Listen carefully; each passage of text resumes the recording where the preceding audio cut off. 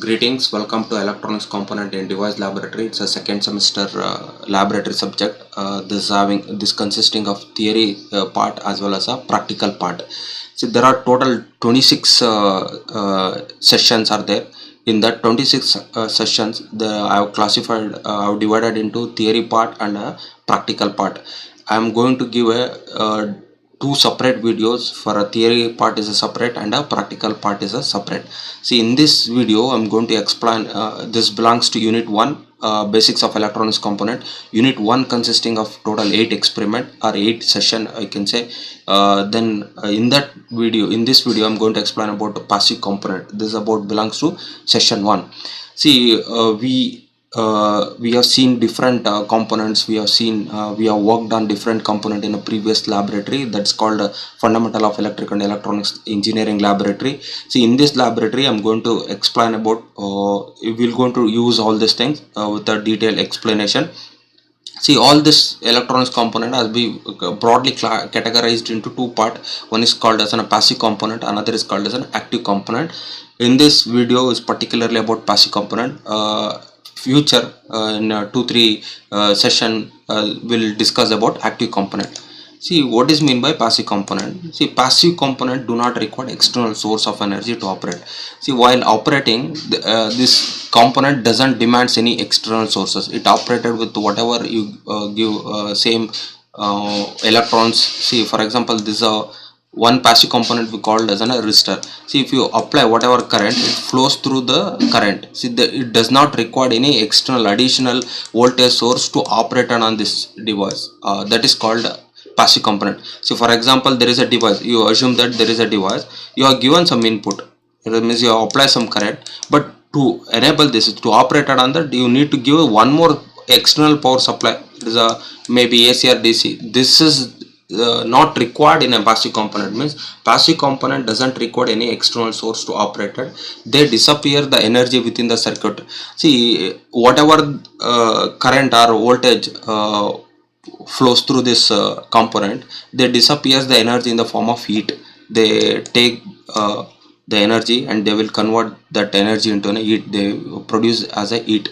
The passive component are, what are all the passive component? There are 4 passive component. One is a resistor, another is a capacitor, inductor and transformer. These 4 are a passive component. They are unable to augment the signal power and also cannot amplify it. They cannot amplify it, means they cannot increase the input signal. If I apply any input like I, the output will be less than I. See, this is called they cannot increase. That is called augment. Augment means they cannot add more value. That means it cannot amplify. This is a passive component. There are two types of passive component. One is a lossy component and another is a lossless component. Lossy component means whatever you apply, this cannot absorb the power from the external circuit. Resistor are the example of lossy passive component. Means there are some amount of the power it will go into loss in the form of it. That is called as a lossy component. Lossless component means whatever you apply, same thing will get it. That is called lossless. Means do not have any input or output net flow. A few example of lossless component are inductor and a transformer. This is about a passive component. We'll see it each one, resistor, capacitor and inductor in detail. So first is, what is resistor? Resistor is a device or a component, as a passive component, passive electric component, with the primary function is to limit the flow of current. See, it will going to limit whatever the current is flows through the device. It will reduce the current flow. That is called limitation. See, it controls the flow of current, you can say. See here, this is the one best example. You can see in this picture, there is a pipe. In that pipe there is a flow of electrons. You can say flow of water. See, this is the device. When you have connected a device in between these two pipe resistor, see, it limits the flow of water. So this is a best example for a resistor. The role of the resistor is to limit the current component. Whatever the current flows through that component, it will going to limit it. The resistor acts to reduce the current flow. Current flows, it will reduce the current flow. It adjusts the signal level. It will reduce the signal level. And bias active element, it will used in active component. Active component alli biasing ಮಾಡೋದಕ್ಕೆ use ಮಾಡ್ತಾರೆ. And we can use this as a load, role of this end load. while we are studying the experiment, if you want to connect the load, we will take resistor as a load. Resistor na ನಾವು load ಆಗಿ ತಗೊಂಡು we do experiment ನ ಮಾಡ್ತೀವಿ. So these are all the roles of the resistor. And the symbol, how we can write the resistor in our circuit diagram ಅಲ್ಲಿ ನಾವು ಯಾವ ತರ ಬರಿತೀವಿ ಅಂದ್ರೆ, these are all different way you can represent your resistor with the symbols, and these are all the standard symbols. It's a fixed resistor. If there is a fixed value, you can write like a rectangular box. This is a IEC symbol. And if doesn't want to write a rectangular box, you can use like a zigzag. This is a IEEE standard. This is a fixed resistor. And variable resistor, it's a potential meter. There's a 2.123. This is a potential meter. Each resistor have a 2 terminal, but potential meter has a 3 terminal. And variable resistor, see, we call that as a rheostat. The arrow indication, you can vary the value. And there is a light dependent resistor. The light falls. This is the symbol. You can have an arrow towards the device. Towards the device indicate means light falls onto the devices. Light falls onto the devices, the resistance will vary. That is called light dependent resistor. See, in simulation, we use, instead of writing this, we can use the resistor, variable resistor, and potential meter. That's a variable rheostat. And there is a preset resistor. Preset means before adjusting the resistance component, we can adjust the resistor value, and it will be fixed throughout the operation. That is called preset value. For that, it is represented like a T. This is a symbol. These are all the different way to represent a resistor symbol. And unit, this is called as an unit, ohm. Why they called ohm means George Simon Ohm in this is a practical unit of the resistance. He is a scientist. He gives this unit to remember his name. They have allotted the ohm as the resistance symbol. That is a unit of the resistance. And sometimes they called they may return the ohms also. There are, see, the ohms is a smallest unit. In practically they will use kilo ohm, mega ohm. Kilo ohm means they will write k ohm. That means kilo ohm. K means it's a 1000. It's a 10 raised to the power of 3. Mega means 10 raised to the power of 6 ohm. And this will not going to available like a milli ohm and a micro ohm is not available. You should know what is milli means 10 raised to the power of minus. These are all the prefix we can use before the ohm. Ohm ಮುಂದೆ ನಾವು ಈ ಪ್ರಿಫಿಕ್ಸ್ನ use ಮಾಡ್ಕೊಂಡು ohm ವ್ಯಾಲ್ಯೂನ ಜಾಸ್ತಿ ಮಾಡ್ಬೋದು. ಇದು unit ಆಗಿರುತ್ತೆ. Then types, resistor types ಅಂತ ತಗೊಂಡಾಗ based on the resistor value ಮೇಲ್ಗಡೆ they can categorised in fixed resistor and variable resistor. See, fixed resistor ಅಂದರೆ ವ್ಯಾಲ್ಯೂ ಫಿಕ್ಸ್ಡ್ ಆಗ್ಬಿಟ್ಟಿರುತ್ತೆ ಮ್ಯಾನುಫ್ಯಾಕ್ಚರಿಂಗ್ ಮಾಡಬೇಕಾದಾಗ, ಅದನ್ನು ಫಿಕ್ಸ್ಡ್ ರೆಸಿಸ್ಟರ್ ಅಂತ ಕರಿತೀವಿ. ವೇರಿಯಬಲ್ ರೆಸಿಸ್ಟರ್ ಅಂದರೆ ಏನಾಗುತ್ತೆ, ಆ ರೆಸಿಸ್ಟರ್ದು ವ್ಯಾಲ್ಯೂ ರೇಂಜ್ ಕೊಟ್ಟಿರ್ತಾರೆ. ಒಂದು ಅಸ್ಯೂಮ್ ದಟ್ 100 to 200 ಅಂತ ಅಂದಾಗ ಆ 100 ಓಮ್ ಟು 200 ಓಮ್ ಆ ವ್ಯಾಲ್ಯೂ ಏನು ಬೇಕಾದರೂ ಚೇಂಜ್ ಮಾಡಬೇಕಾಗುತ್ತೆ. ಅದನ್ನು ವೇರಿಯಬಲ್ ರೆಸಿಸ್ಟರ್ ಅಂತ ಕರಿತೀವಿ ನಾವು. Based on the material construction, ಆ ಕನ್ಸ್ಟ್ರಕ್ಷನ್ ಮಾಡಬೇಕಾದ resistor device we use there are different types of material they use for construction. ಅದ್ರ ಮೇಲ್ಗಡೆ they will be classified as an wire wound resistor, carbon composite. Resistor ಒಳಗಡೆ carbon composite use ಮಾಡಿದ್ರೆ ಅದನ್ನು carbon composite ಅಂತ ಕರೀತಾರೆ. There may be carbon film also, metal film, metal oxide film and foil. So ಇದೆಲ್ಲ ಏನಾಗುತ್ತೆ, manufacturing technology, construction material use ಮಾಡಿಕೊಂಡು classify ಮಾಡಿದಾಗ ಈ ಥರ ಇದಾಗುತ್ತೆ. Depends upon the physical quantity. Physical quantity ಅಂದರೆ ಆ ರೆಸಿಸ್ಟೆನ್ಸ್ ವ್ಯಾಲ್ಯೂ ಹೇಗೆ ಚೇಂಜ್ ಆಗುತ್ತೆ ಅದ್ರ ಮೇಲ್ಗಡೆ they call that is a temperature. Temperature ಮೇಲೆ ರೆಸಿಸ್ಟರ್ ಚೇಂಜ್ ಆದರೆ ಅದನ್ನ ಥರ್ಮಿಸ್ಟರ್ ಅಂತ ಕರೀತಾರೆ. ಲೈಟ್ ಫಾಲ್ ಆಗಿ ರೆಸಿಸ್ಟರ್ ಚೇಂಜ್ ಆದಾಗ ಅದನ್ನು ಫೋಟೋ ರೆಸಿಸ್ಟರ್ ಅಂತ ಕರಿತೀವಿ ನಾವು. And varistor and magneto and strain gauge. These are all the different kinds of the resistors. It changes the value based upon the physical quantity. This is the classification of the resistor. And there are, while selecting the resistor, ನಾವು ಯಾವುದೇ ಒಂದು ರೆಸಿಸ್ಟರ್ನ ನಮ್ಮ electronics ಅಪ್ಲಿಕೇಶನ್ಸಲ್ಲಿ ಅಥವಾ experimentally use ಮಾಡಬೇಕು ಅಂದರೆ we should follow some specification ತೊಗೊಬೇಕಾಗುತ್ತೆ. ಏನದು specification ಅಂದರೆ, first resistance value in ohms or kilo ohms. ನಮಗೆ ಎಕ್ಸ್ಪೆರಿಮೆಂಟ್ ಮಾಡಬೇಕಾದಾಗ ನಮ್ಮ ರೆಸಿಸ್ಟರ್ಗೆ ವ್ಯಾಲ್ಯೂ ಏನಿದೆ, ಇಟ್ಸ್ 1 ಕಿಲೋ ಓಮ್ ಅಂತ ಹೇಳ್ತೀವಲ್ಲ, ಇದು ರೆಸಿಸ್ಟೆನ್ಸ್ ವ್ಯಾಲ್ಯೂ ಅಂತ ಕರಿತೀವಿ. ಅದನ್ನು ನಾವು ಫಸ್ಟ್ ಡಿಸೈಡ್ ಮಾಡ್ಕೊಬೇಕು. ಆ್ಯಂಡ್ ಟಾಲರೆನ್ಸ್ ಅಂದರೆ ಯಾವ ಪರ್ಸೆಂಟೇಜ್ ಆಫ್ ಆಕ್ಯುರಸಿ ಅಂತ ಕರಿತೀವಿ, ಪ್ಲಸ್ ಆರ್ ಮೈನಸ್ ಅಂತ ಕರಿತೀವಿ ನಾವು. ಮುಂದೆ ಡಿಸ್ಕಷನ್ ಮಾಡೋಣ, ಅದು ಇರಾಗುತ್ತೆ. And power rating, this one more specification.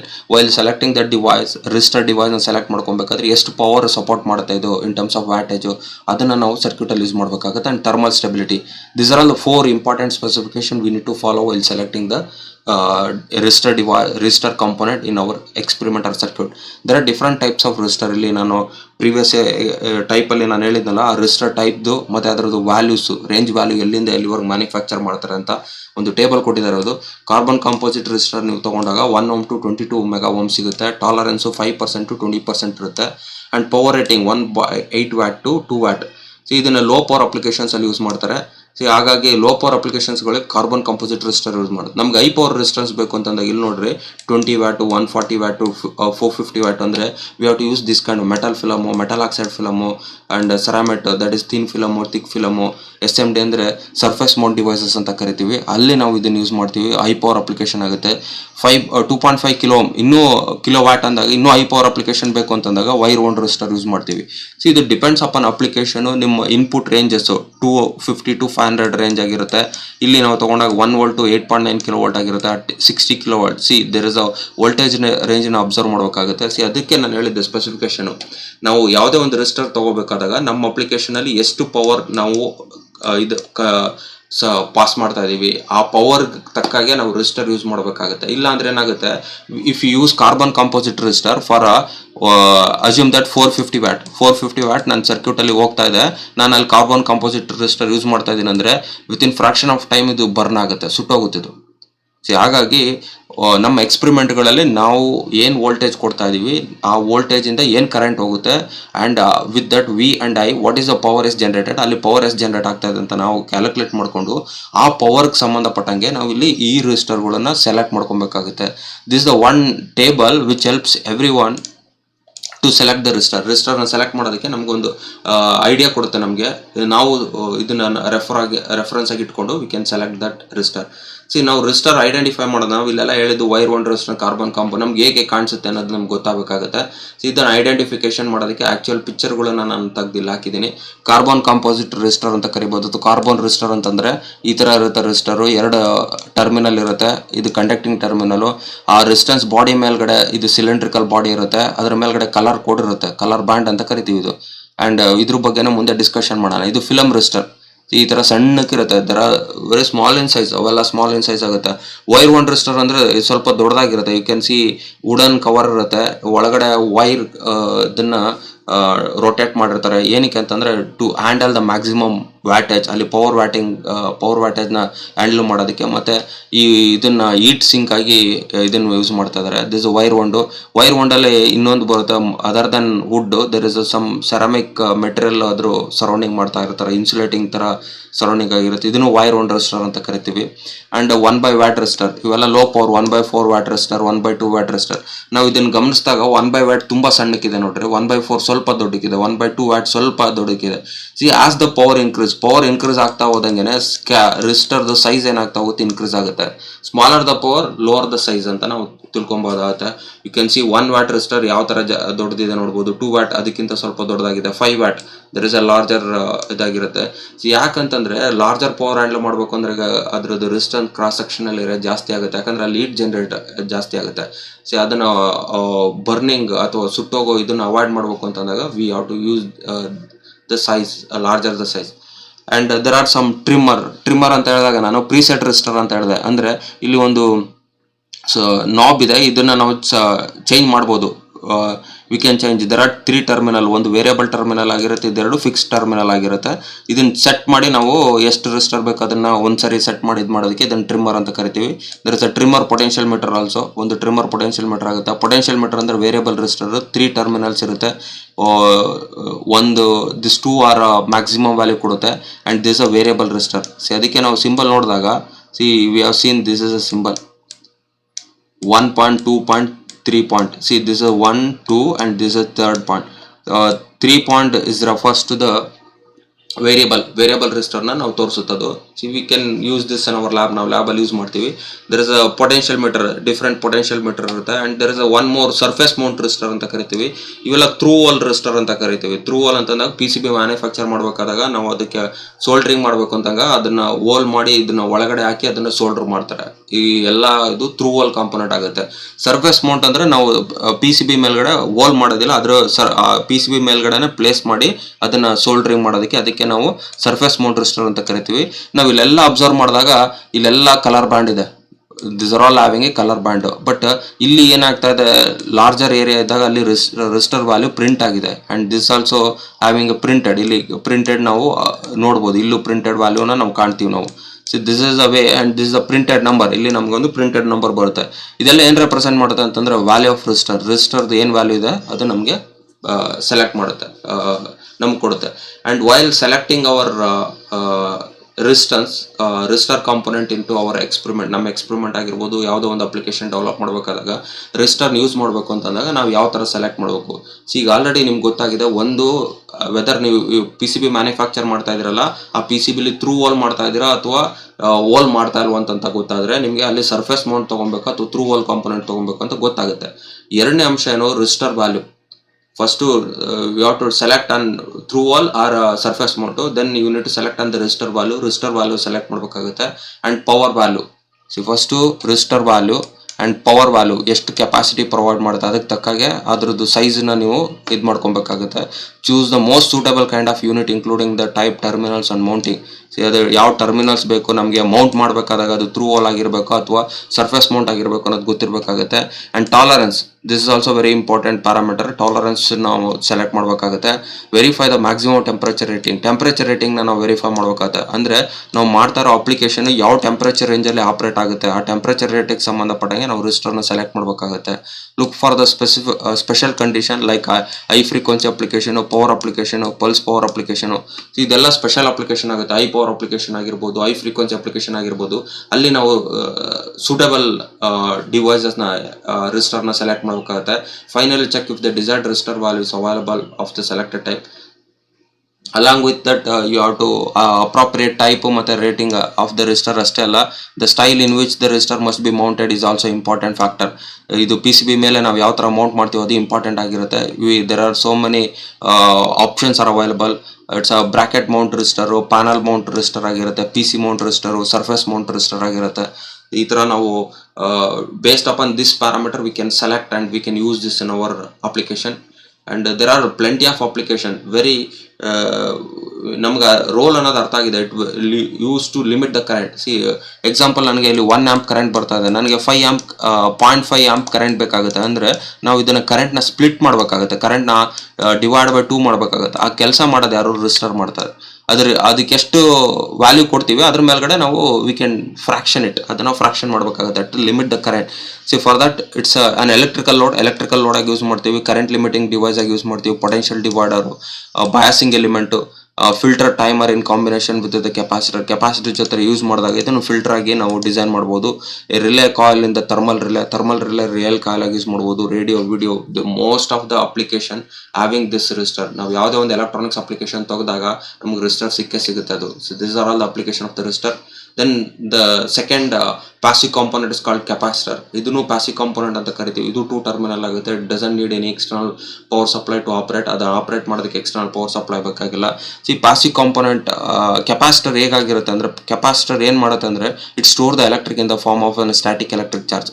ಇದು ಸ್ಟ್ಯಾಟಿಕ್ ಎಲೆಕ್ಟ್ರಿಕ್ ಚಾರ್ಜ್ ಆಗಿ ಸ್ಟೋರ್ ಮಾಡುತ್ತದೆ. ಹೇಗೆ ಸ್ಟೋರ್ ಮಾಡುತ್ತೆ ಅಂದರೆ, ಕೆಪಾಸಿಟರ್ ಕನ್ಸ್ಟ್ರಕ್ಷನ್ ಮಾಡಬೇಕಾದಾಗ 2 ಕಂಡಕ್ಟಿಂಗ್ ಪ್ಲೇಟ್ ಇರುತ್ತೆ. ಇಲ್ಲಿ ಒಂದು ಕಂಡಕ್ಟಿಂಗ್ ಪ್ಲೇಟ್ ನೋಡ್ಬೋದು, ಇಲ್ಲಿ ಒಂದು ಕಂಡಕ್ಟಿಂಗ್ ಪ್ಲೇಟ್ ಕೂಡ ನೋಡ್ಬೋದು.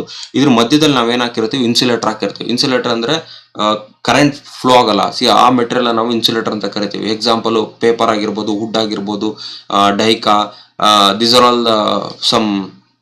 Even air is also perfect insulator ಆಗಿರುತ್ತೆ. ಸಿ ಅವನ್ನ ನಾವು ಅದ್ರ ಮಧ್ಯೆ 2 ಕಂಡಕ್ಟಿಂಗ್ ಪ್ಲೇಟ್ ಮಧ್ಯೆ ಇಡ್ತೀವಿ ನಾವು. ಅವು 2 ಕಂಡಕ್ಟಿಂಗ್ ಪ್ಲೇಟ್ ಇಟ್ಟು ಈ ಥರ ಇದು ಕೆಪಾಸಿಟರ್ ಕನ್ಸ್ಟ್ರಕ್ಟ್ ಆಗುತ್ತೆ.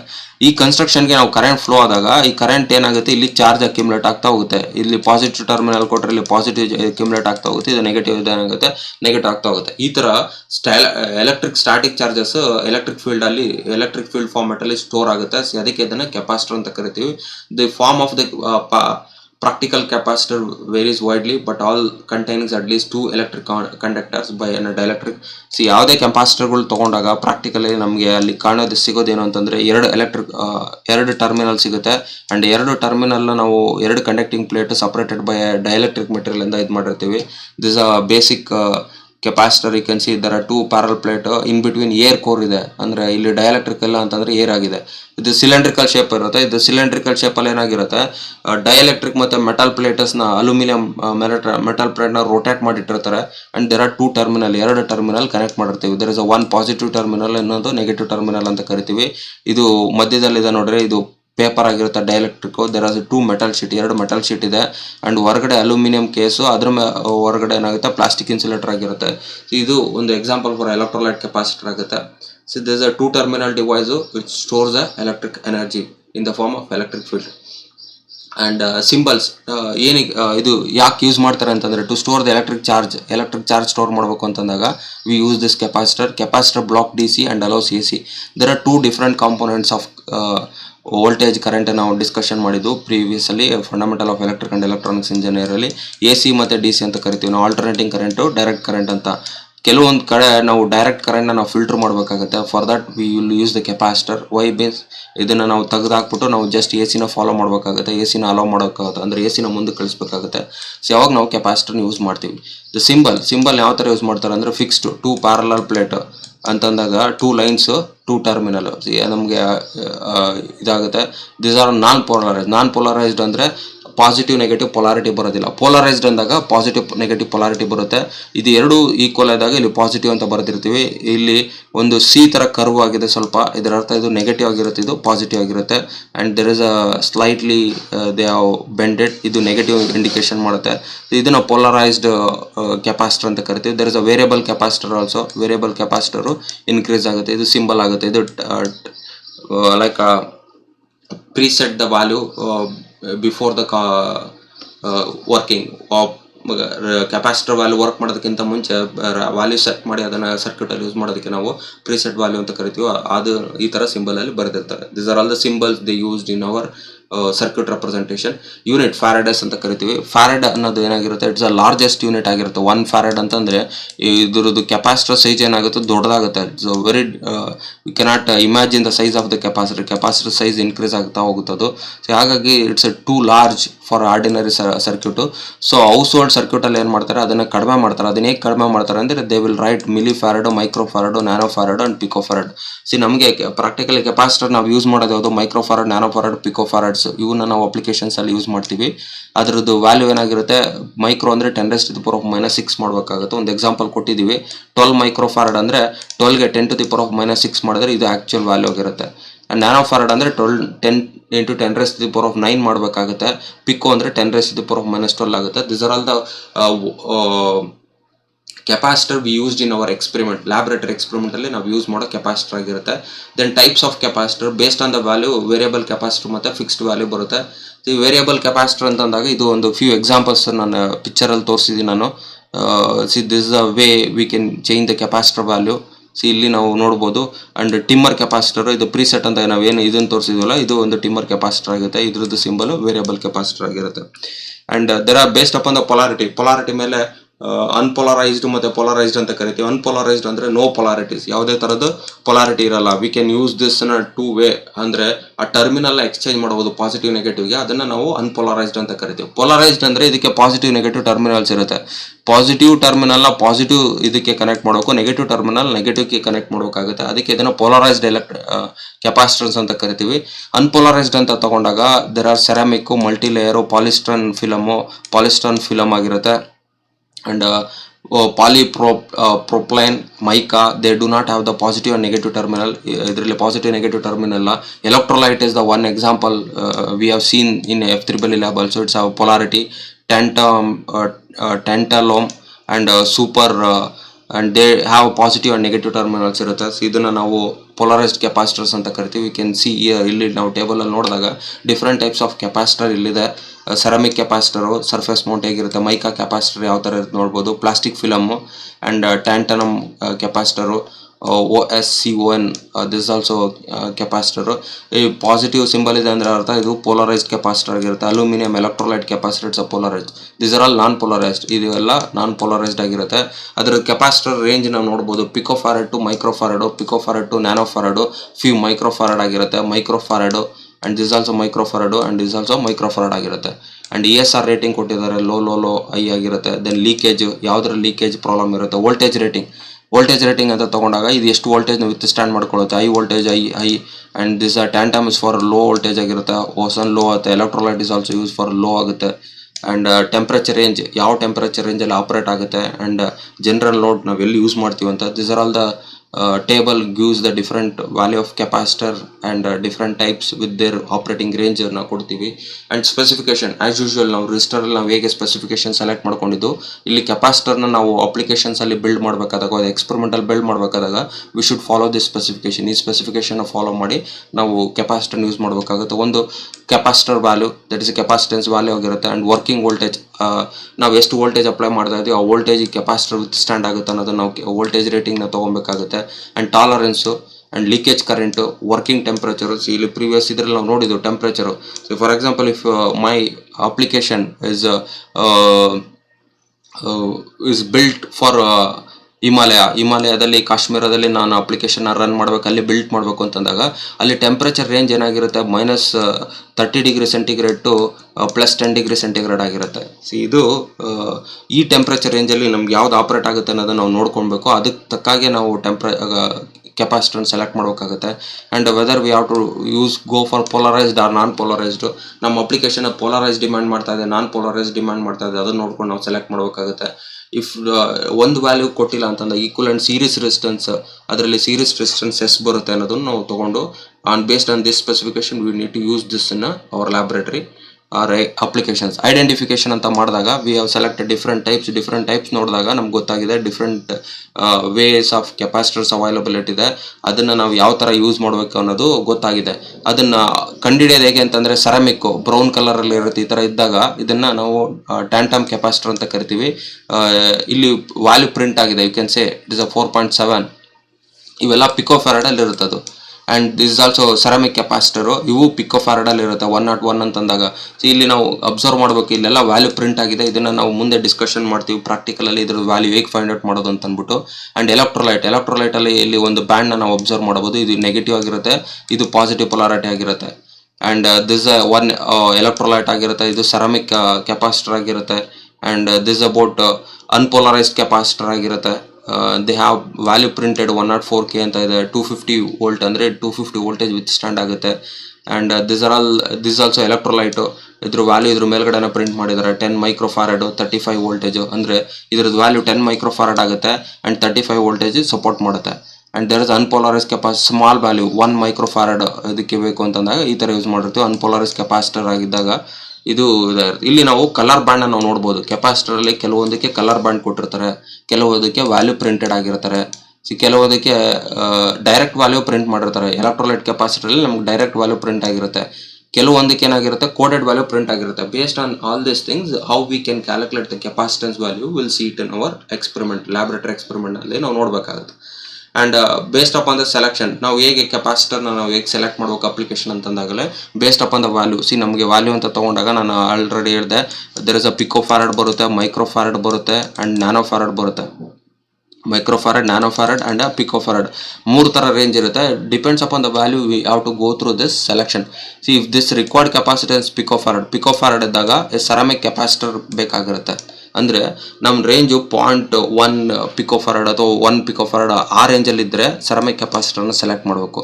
If the required capacitance nanofarad ಇದ್ದಾಗ MLC, that is a multi layer ceramic ಕೆಪಾಸಿಟರ್ಗೆ ಹೋಗಬೇಕಾಗುತ್ತೆ.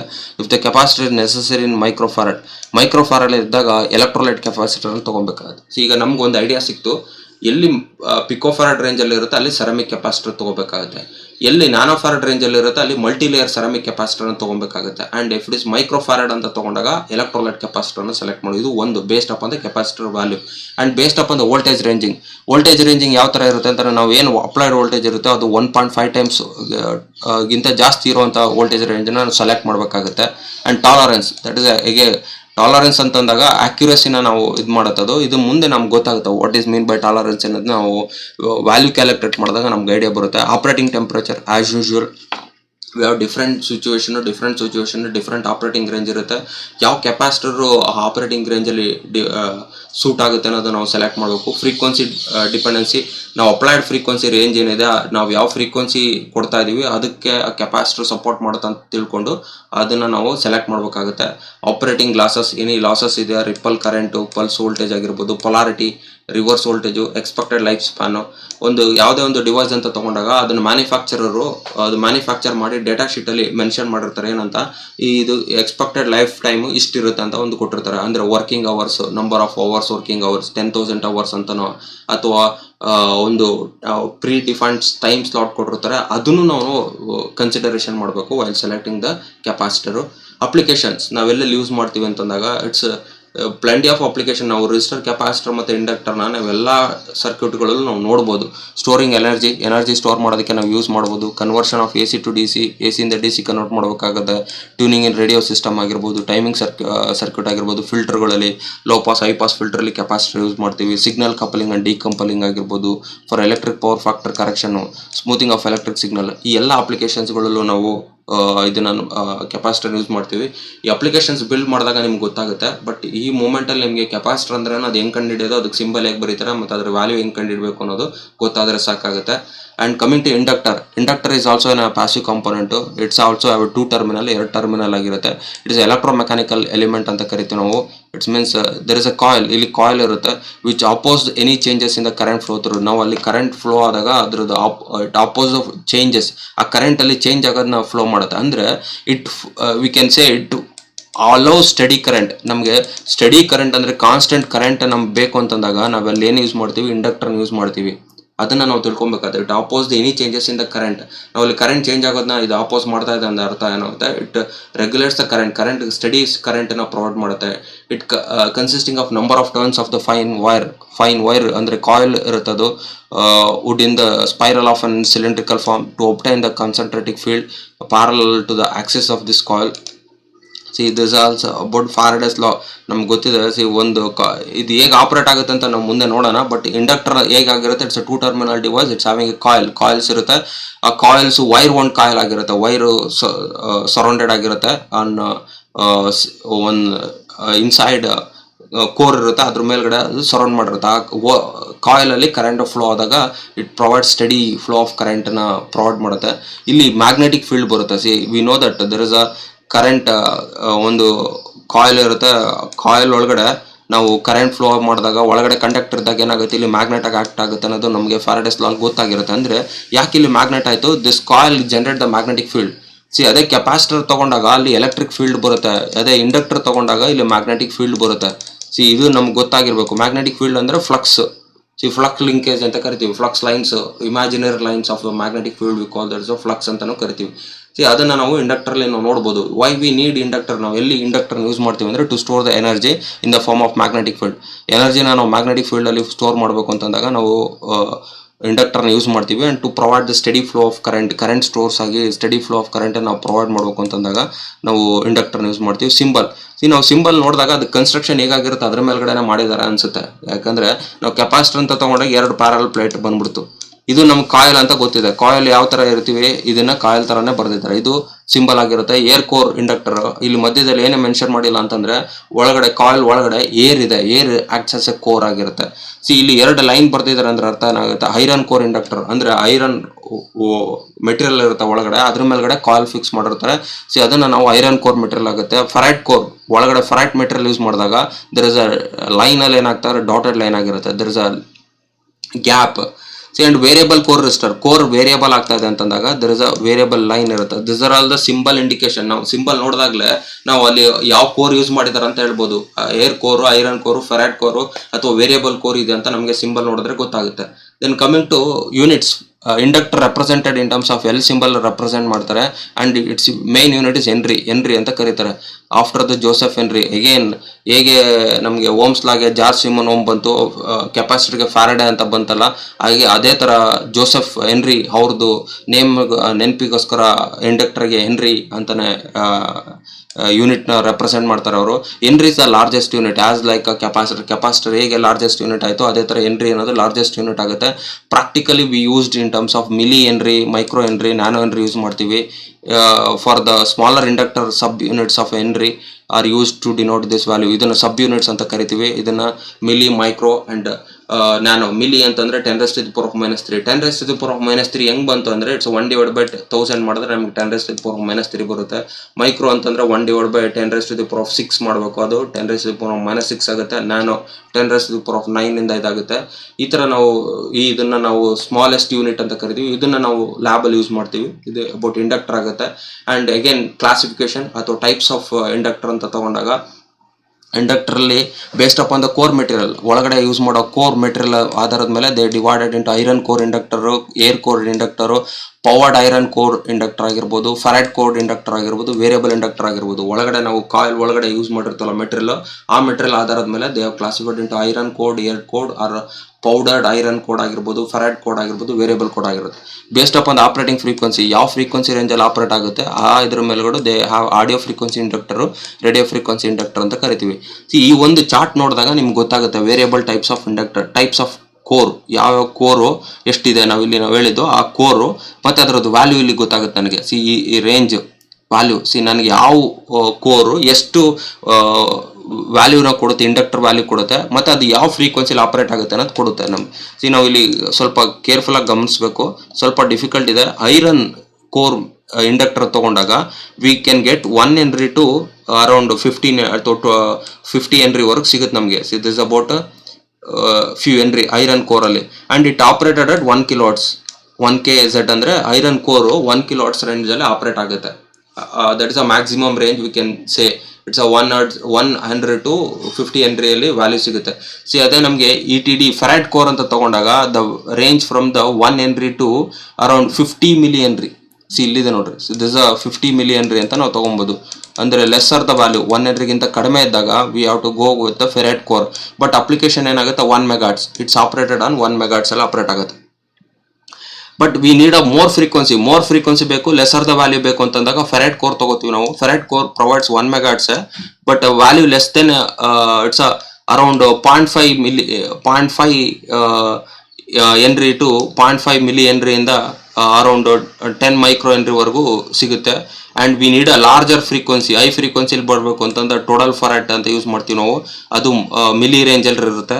ಅಂಡ್ ನಮಗೆ ಮೈಕ್ರೋ ರೇಂಜಲ್ಲಿ ಬೇಕು ಅಂದ್ರೆ ಏರ್ ಕೋಡು ಆನ್ ಫಾರ್ಮ್ ಅಂತಂದಾಗ 500 MHz ಅಲ್ಲಿ ನಮಗೆ ಈ ವ್ಯಾಲ್ಯೂ ಸಿಗುತ್ತೆ ನಮಗೆ. This a micro, it's 100 micro ಇಂದ 10 nano ವರೆಗೆ ನಮಗೆ ಸಿಗುತ್ತಿದ್ದು. Air code and self supporting ಅಂತ ತಗೊಂಡಾಗ 1 micro ಇಂದ ಗಿಗಾ 10 nano ವರೆಗೂ ಸಿಗುತ್ತೆ. ಫ್ರೀಕ್ವೆನ್ಸಿ ರೇಂಜ್ ಏನಾಗುತ್ತೆ ಗಿಗಾಟ್ಸ್ ಆಗಿರುತ್ತೆ. In this table we can understand different types of inductor, operating frequency, ಯಾವ ಫ್ರೀಕ್ವೆನ್ಸಿಲಿ ಆಪರೇಟ್ ಆಗುತ್ತೆ, and the value will get, ನಮ್ಗೆ ಯಾವ ವ್ಯಾಲ್ಯೂ ಸಿಗುತ್ತೆ. ಬಿಫೋರ್ ನಾನೆಲ್ಲ ಏನು ಮಾಡ್ತಾ ಇದ್ದೆ ಟೇಬಲ್ ಅಲ್ಲಿ ಹಾಕಿದ್ದೆ, ಬಟ್ ಇಲ್ಲಿ ನಾನು ಇದು ಪಿಕ್ಚರ್ ರೆಪ್ರೆಸೆಂಟ್ ಅಲ್ಲಿ ಮಾಡಿದ್ದೀನಿ. ಅಂಡ್ ಕಮಿಂಗ್ ಟು ಸ್ಪೆಸಿಫಿಕೇಶನ್ ಯಾಕೆ ಬೇಕು ಅಂತಂದಾಗ ನಾವು ಸೆಲೆಕ್ಟ್ ಮಾಡಬೇಕಾದಾಗ ಇಂಡಕ್ಟರ್ ಕಾಂಪೋನೆಂಟ್ ಅನ್ನ ನಾವು ಸರ್ಕ್ಯೂಟ್ ಅಲ್ಲಿ ಮಾಡಬೇಕಾದ್ರೆ ನಾವು ಏನೇ ಇಂಪಾರ್ಟೆಂಟ್ ಪ್ಯಾರಾಮೀಟರ್ ನಾವು ನೋಡಬೇಕಾಗುತ್ತೆ. ಆಸ್ ಯೂಶುವಲ್ ಇಂಡಕ್ಟೆನ್ಸ್ ವ್ಯಾಲ್ಯೂ, ಅದು ರೆಸಿಸ್ಟೆನ್ಸ್ ಪ್ರೊವೈಡ್ ಮಾಡುತ್ತೆ. And what capacitance is this, frequency range, quality factor, power loss, and current rating, temperature coefficients. ಎಲ್ಲ ಇಂಪಾರ್ಟೆಂಟ್ ಪಾಯಿಂಟ್ಸ್ನ ನಾವು ಡೇಟಾ ಶೀಟ್ ಅಲ್ಲಿ ತಗೊಬೇಕು. ಡೇಟಾ ಶೀಟ್ ತಗೊಂಡು ನಮ್ಮ ಅಪ್ಲಿಕೇಶನ್ಸ್ ಅಲ್ಲಿ ಏನು ಡಿಮ್ಯಾಂಡ್ ಮಾಡುತ್ತೆ ಅಂತ ಚೆಕ್ ಮಾಡಿಕೊಂಡು we have to use this. And this are all different types of inductor available in market ಅಲ್ಲಿ ಸಿಗುತ್ತೆ. ನಾವು we can use this. We can say ಇಲ್ಲಿ ಕಾಯಿಲ್ ಇದೆ, ಕಾಯಿಲ್ ಒಳಗಡೆ ನಾವು ಒಂದು ಕೋರ್ ನೋಡ್ಬೋದು. ಅಗೇನ್ ಇಲ್ಲಿ ಫೆರೈಟ್ ಇದು ಸರ್ಕ್ಯುಲರ್ ಶೇಪಲ್ಲಿ ಇದೆ. And we can see there is a coil ನೋಡ್ಬೋದು. ಇದು ನಾವು ಇಲ್ಲಿ ಕಾಯಿಲ್ ಇದೆ, ಇಟ್ಸ್ ಸರೌಂಡೆಡ್ ಬೈ ಇನ್ಸುಲೇಟರ್ ಆಗಿದೆ. ಅಂಡ್ ಇದು ಒಳಗಡೆ ಕಾಯಿಲ್ ಇದೆ, ಬಟ್ ಔಟರ್ ಲೇಯರ್ ಇದು ಮಾಡಿದ್ದಾರೆ, ಕವರ್ ಮಾಡಿದ್ದಾರೆ. ಇದೆಲ್ಲ ನಮಗೆ different layers of different types of inductor ಅಂತ ಕರಿಬೋದು. ಐಡೆಂಟಿಫಿಕೇಶನ್ಗೆ ನನಗೆ ಹೆಲ್ಪ್ ಆಗಲಿ, ನಿಮಗೆ ಇಂಡಕ್ಟರ್ ಡಿವೈಸ್ನ ಐಡೆಂಟಿಫೈ ಮಾಡೋದು ಹೇಗೆ ಅನ್ನೋದಕ್ಕೆ ನಾನು ಇದನ್ನು ತೋರಿಸ್ತಿರೋದು ನಾನು. ಅಂಡ್ ಕಮಿಂಗ್ ಟು ಸೆಲೆಕ್ಷನ್, ನಾವು ಹೇಗೆ ಸೆಲೆಕ್ಟ್ ಮಾಡ್ತೀವಿ, ಕ್ಯಾಲ್ಕುಲೇಟ್ ದ ಇಂಡಕ್ಟೆನ್ಸ್ ವ್ಯಾಲ್ಯೂ, ನಮ್ಗೆ ಏನು ರಿಕ್ವೈರ್ಡ್ ವ್ಯಾಲ್ಯೂ ಇದೆ ಅದು ಸೆಲೆಕ್ಟ್ ಮಾಡಬೇಕು. Calculate the maximum current flowing through that inductor, ನಮ್ಗೆ ಎಷ್ಟು ಕರೆಂಟ್ ಫ್ಲೋ ಆಗುತ್ತೆ ಅಂತ ಚೆಕ್ ಮಾಡಬೇಕು. ಔಟ್ಪುಟ್ ಕರೆಂಟು ಮತ್ತು 1/2 ಆಫ್ ದ ರಿಪಲ್ ಕರೆಂಟು, ಅರ್ಧ ರಿಪಲ್ ಕರೆಂಟ್, ಇವೆರಡನ್ನು ಆ್ಯಡ್ ಮಾಡಿ ಅದರದ್ದು ಟ್ವಾಯ್ಸ್ ದ ಸೆಲೆಕ್ಟ್ ಮಾಡಬೇಕಾಗುತ್ತೆ. Select inductor value of calculated L, ಇಲ್ಲಿ ಏನು ಕ್ಯಾಲ್ಕುಲೇಟ್ ಮಾಡಿದೆವು ಸೆಲೆಕ್ಟ್ ಮಾಡಬೇಕು. And with the inductor saturation current at least greater as calculate maximum current. ನಾವು ಇಲ್ಲಿ ಏನು ಮ್ಯಾಕ್ಸಿಮಮ್ ಕರೆಂಟ್ ಕ್ಯಾಲ್ಕುಲೇಟ್ ಮಾಡಿದ್ದೀವಿ ಅದಕ್ಕಿಂತ ಜಾಸ್ತಿ ಇರೋ ಕೆಪಾಸಿಟಿ ಇರೋದನ್ನು ನಾವು ಸೆಲೆಕ್ಟ್ ಮಾಡಬೇಕಾಗುತ್ತೆ. If the circuit requires use of multiple inductor, ನನಗೆ ಮಲ್ಟಿಪಲ್ ಇಂಡಕ್ಟರ್ ಬೇಕಾಗಿದೆ ಅಂತಂದ್ರೆ assume that I need 2 inductor, ನಾನು 2 ಇಂಡಕ್ಟರ್ ನಾನು ಸೀರೀಸ್ ಆಗಿ ಕನೆಕ್ಟ್ ಮಾಡ್ಬೋದು ಅಥವಾ 2 ಇಂಡಕ್ಟರ್ ನಾನು ಪ್ಯಾರಲ್ ಆಗಿ ಕನೆಕ್ಟ್ ಮಾಡ್ಬೋದು. ಈ ತರ ನಾನು ಮಲ್ಟಿಪಲ್ ಇಂಡಕ್ಟರ್ ಬೇಕಂದಾಗ one can have some mutual inductance. ಅಲ್ಲಿ ಮ್ಯೂಚುವಲ್ ಇಂಡಕ್ಟೆನ್ಸ್ ಅಂತ ಬರುತ್ತೆ. ಮ್ಯೂಚುವಲ್ ಇಂಡಕ್ಟೆನ್ಸ್ ಅಂದ್ರೆ ಸಿಂಪಲ್ ಆಗಿ ಹೇಳ್ಬೇಕು ಅಂದ್ರೆ ಇದ್ರದ್ದು ಫ್ಲಕ್ಸ್ ಲೈನ್ ಇದಕ್ಕೆ ಲಿಂಕ್ ಆಗುತ್ತೆ, ಅದನ್ನ ನಾವು ಮ್ಯೂಚುವಲ್ ಇಂಡಕ್ಟೆನ್ಸ್ ಅಂತ ಕರಿತೀವಿ. ಆ ಮ್ಯೂಚುವಲ್ ಇಂಡಕ್ಟೆನ್ಸ್ ಇದ್ರೂ ನನಗೇನು ಪ್ರಾಬ್ಲಮ್ ಆಗಲ್ಲ ಅಂದ್ರೆ we can go word with solenoid coils ಅಂತ ಹೋಗ್ತೀವಿ. The solenoid coils are inexpensive, ಅದು ಲೋ ಕಾಸ್ಟ್ ಅಲ್ಲಿ ಸಿಗುತ್ತೆ, ವೈಡ್ಲಿ ಅವೈಲಬಲ್ ಆಗಿರುತ್ತೆ and easy to design and trouble shoot. ಈಸಿಯಾಗಿ ಡಿಸೈನ್ ಮಾಡ್ಬೋದು, ಟ್ರಬಲ್ ಶೂಟ್ ಆಗಬೇಕಾಗಿರುತ್ತೆ. Our solenoid coils are usually cook quite bulky, larger the size ಆಗಿರುತ್ತೆ compared to other types of inductor ಆಗಿರುತ್ತೆ. See if there is a mutual, ನನಗೆ mutual inductance ಬೇಡ, if I connected multiple inductance but I don't want to mutual inductance ಬೇಕಾಗಿಲ್ಲ ಅಂತಂದಾಗ there should be electromagnetic interference.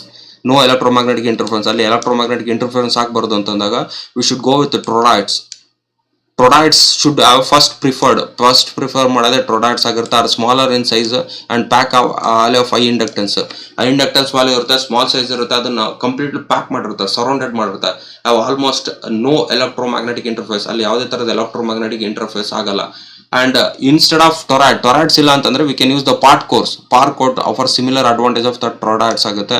ಅವ್ರ this are quite expensive. ಇವೆಲ್ಲ ಸ್ವಲ್ಪ costly ಆಗಿರುತ್ತೆ due to their complex construction. It is not easily to find out the part cores for the higher power application. High power applications ಅಲ್ಲಿ ಇದು ಹುಡ್ಕೋದು ಕಷ್ಟ ಆಗುತ್ತೆ. Part cores also have a limited exposure for air circulation, so they may faces heat issues. ಇಲ್ಲಿ heat issues ನಾವು ನೋಡ್ಬೋದು, ಯಾಕಂದ್ರೆ ಎಲ್ಲ ಕಂಪ್ಲೀಟ್ಲಿ ಒಳಗಡೆ ಪ್ಯಾಕೇಜ್ ಆಗಿರುತ್ತೆ. ಅದ್ರೊಳಗಡೆ ಕರೆಂಟ್ ಹೋದಾಗ ಏನಾಗುತ್ತೆ, ಹೀಟ್ ಜನರೇಟ್ ಆಗುತ್ತೆ. ಹೀಟ್ ಜನರೇಟ್ ಆದಾಗ ಅದನ್ನ ಕೂಲ್ ಮಾಡ್ಬೇಕಾಗುತ್ತೆ. ಇಲ್ಲ ಅಂತಂದ್ರೆ ಅದೇನಾಗುತ್ತೆ, ಹೈ ಹೀಟ್ ಆದಾಗ ಅದು ಮೆಲ್ಟ್ ಆಗ್ಬೋದು ಡಿವೈಸ್. ಅದನ್ನ ಅವಾಯ್ಡ್ ಮಾಡೋದು, that is a one problem. We can see it in our part core ಅಲ್ಲಿ. That's why they not used in high power application. High power application ಅಲ್ಲಿ ರೈಟ್ ಮೆಟೀರಿಯಲ್ ಸೆಲೆಕ್ಟ್ ಮಾಡೋದು ಬಹಳ ಕಷ್ಟ ಇರುತ್ತೆ. So this about inductor ಆಗಿರುತ್ತೆ. Then applications, communication circuit ಅಲ್ಲಿ use ಮಾಡ್ತೀವಿ, radio ಟಿವಿಯಲ್ಲಿ ಯೂಸ್ ಮಾಡ್ತೀವಿ, ಫಿಲ್ಟರ್ ಕಂಪೋನೆಂಟ್ಸ್ ಅಲ್ಲಿ ಯೂಸ್ ಮಾಡ್ತೀವಿ, telemetry equipments, modulation demodulation, radar navigation device, tuning circuit and fluorescence lamp. ಇವೆಲ್ಲ ಅಪ್ಲಿಕೇಶನ್ಸ್ಗಳು ನಾವು ಇಂಡಕ್ಟರ್ಗಳು ಯೂಸ್ ಮಾಡ್ತೀವಿ. ಇಷ್ಟು ನಾವು 3 ಪ್ಯಾಸಿವ್ ಕಾಂಪೋನೆಂಟ್ ನಾವು ಡಿಸ್ಕಷನ್ ಮಾಡಿದೀವಿ. ಪ್ಯಾಸಿವ್ ಕಾಂಪೋನೆಂಟ್ ಅಂದ್ರೆ ಏನು ಅರ್ಥ ಮಾಡ್ಕೊಂಡಿದೀವಿ, ರೆಸಿಸ್ಟರ್ ಅಂದ್ರೇನು, ಕೆಪಾಸಿಟರ್ ಅಂದ್ರೇನು, ಇಂಡಕ್ಟರ್ ಅಂದ್ರೇನು, ಅದನ್ನ ಹೇಗೆ ಐಡೆಂಟಿಫೈ ಮಾಡ್ಬೋದು ಅಂತ ಎಲ್ಲ ಪಿಕ್ಚರ್ಗಳನ್ನು ಕೊಟ್ಟಿದ್ದೀನಿ, ಅದರದ್ದು ಯೂನಿಟ್ಗಳನ್ನು ಕೊಟ್ಟಿದ್ದೀನಿ, ಮತ್ತೆ ಅದರ ಮೇಲ್ಗಡೆ ಕಲರ್ ಕೋಡ್ ಆಗಿರ್ಬೋದು, ವ್ಯಾಲ್ಯೂಗಳು ಇರೋದನ್ನು ತೋರಿಸಿದ್ದೀನಿ. ಲ್ಯಾಬ್ ಅಲ್ಲಿ ನಾವು ಅದರ ಬಗ್ಗೆ ಅದ್ರದ್ದು ವ್ಯಾಲ್ಯೂ ಹೇಗೆ ಫೈಂಡ್ ಔಟ್ ಮಾಡೋದು ಅನ್ನೋದನ್ನ ಡಿಸ್ಕಷನ್ ಮಾಡೋಣ. Thank you.